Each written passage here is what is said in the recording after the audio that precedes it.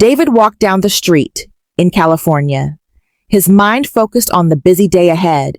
It was just another evening, and he was heading home after a long shift. The city was full of life, with people hurrying in all directions. But then everything changed.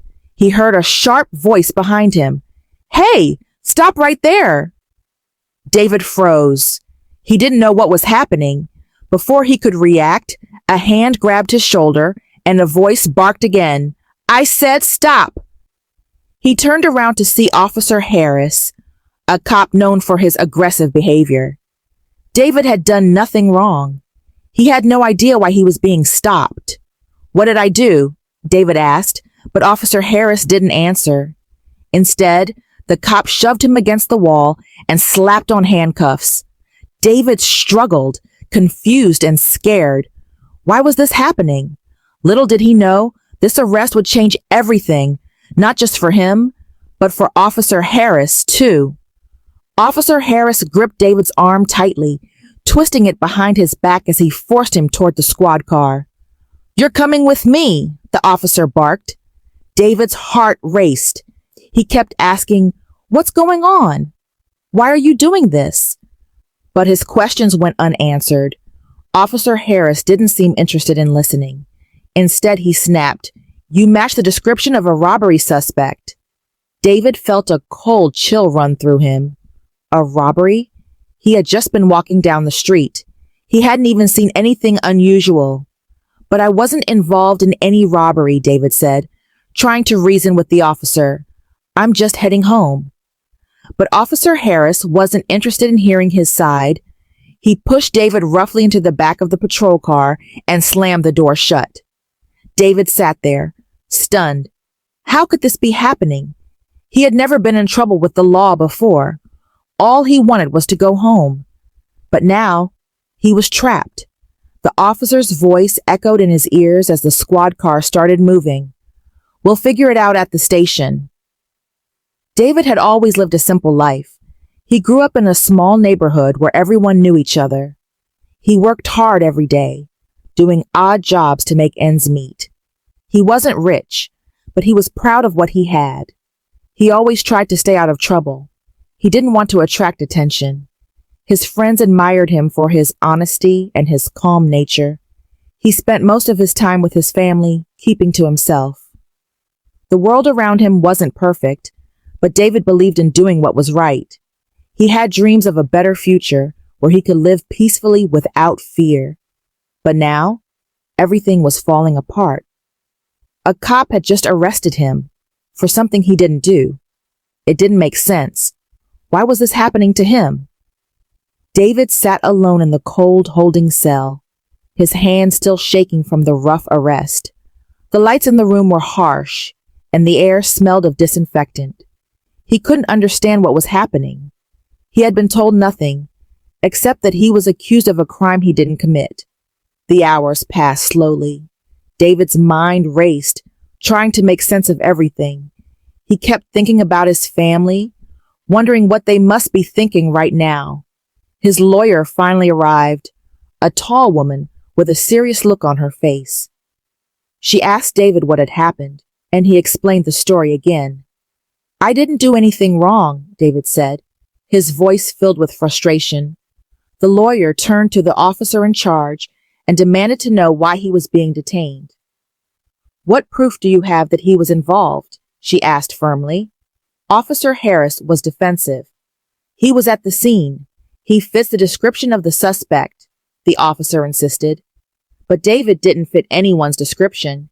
He wasn't the one they were looking for. His lawyer was upset. "There's no reason to hold him here," she said. But despite her protest, David remained locked up. The truth seemed so far away, and all David could do was wait. Hours later, things took an unexpected turn. The police station was busy, but the officer in charge suddenly came rushing in, looking flustered. He had just received new information from the nearby security cameras. The real suspect had been caught on tape, and it wasn't David. The footage clearly showed a man with a different build and a completely different look. The officer watched the video in shock. "This is not the guy," he muttered to himself, his face turning pale.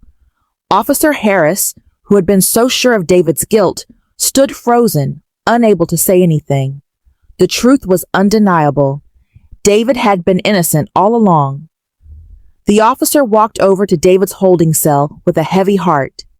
David didn't know what was happening. He had been sitting there, wondering if he'd ever be free again. Now, he saw the officer approach, but this time, the expression on his face was different. "David, I'm sorry," Officer Harris said, his voice low. "You were never the suspect." David stared at him, still processing what he was hearing. The truth had come too late. The damage had already been done.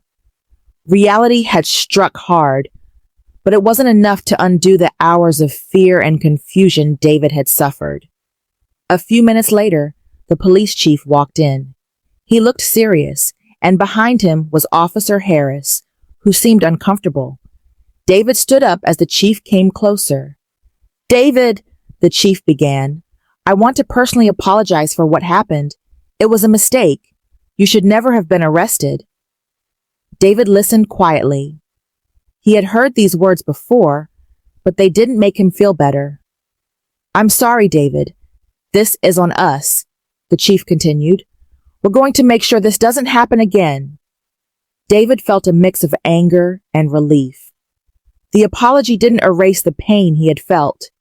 He looked at Officer Harris, who was standing with his head down, avoiding David's gaze.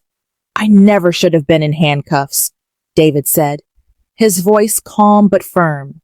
"I didn't deserve this." Officer Harris nodded, but said nothing. David could tell the officer was embarrassed. The apology felt empty, like it was just a way to close the case. But for David, the damage had been done. He was free now, but he had been made to feel guilty for something he didn't do. It wasn't easy to let go of that feeling. He nodded to the chief, but inside, he knew the truth. No apology could erase the experience. As David left the police station, he couldn't stop thinking about everything that had happened. He had been wrongfully accused, locked up, and humiliated, all because of a mistake. But the experience had taught him something important. He realized how easily people could judge someone without knowing the truth. He thought about Officer Harris, how quick he was to act, and how hard it was for people to change their views. But David also knew that real change starts with understanding. People needed to listen more, to look beyond their assumptions. It wasn't just about the apology. It was about making sure something like this didn't happen again. David promised himself that he would never stop speaking out against injustice, no matter how hard it was. This painful chapter in his life had given him a new strength. He would make sure the world knew that no one should be judged by the color of their skin or a single mistake. As David walked away from the police station, he felt a mix of emotions. He was free, but the scars of the wrongful arrest would stay with him. He knew it wasn't just about him. It was about everyone who had ever been treated unfairly. He thought about the people who had suffered in silence, like him. David knew that the journey for change was long and hard, but it had to start somewhere. He had his freedom, but others didn't.